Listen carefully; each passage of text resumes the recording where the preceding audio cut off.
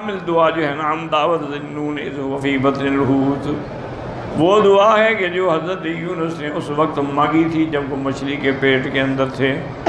لا الہ الا انت سبحانک انی کنت من الظالمین، فإنه لم يدع بها مسلم ربه في شيء قط الا استجاب له۔ یہ اسم اعظم ہے، اس سے جو بھی بندہ دعا مانگے گا وہ قبول ہو جائے گی۔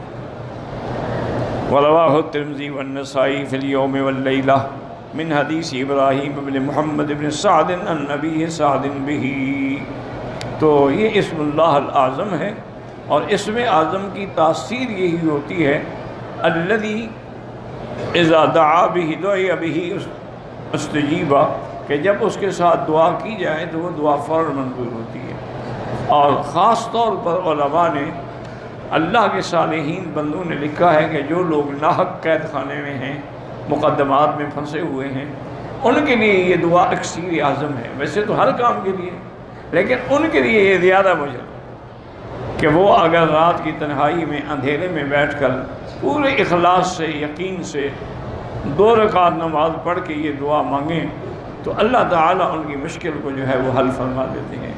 اللہ تعالیٰ کے آگے کوئی ایسی چیز مشکل نہیں ہے، وہ جو چاہیں جب چاہیں جیسا چاہیں کر دیں، اس لیے بس۔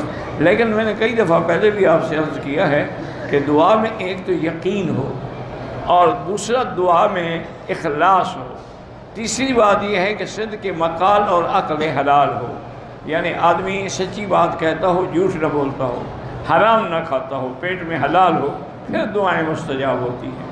اگر آدمی کا کھانا پینا پہننا اوڑھنا حرام سے ہے، پھر دعا منظور نہیں آتی۔ پھر تو وہی ہوگا کہ جب وہ کہے گا لبیک و سعدیک تو آواز آتی ہے لا لبیک ولا سعدیک وحجک مردود علیک، تمہاری کوئی حاضری نہیں، جاؤ حج تم پر ہم رد کر دیا۔ جس کو اللہ نے علم دیا تھا کتاب سے، وہ کہتے ہیں یہی اس میں اعظم کا علم تھا کہ جس کو اللہ نے عطا فرمایا تو اس کو انہوں نے اس سے دعا مانگی۔ حضرت سلیمان نے آنکھیں بند کی، کھولی تخت آ چکا تھا۔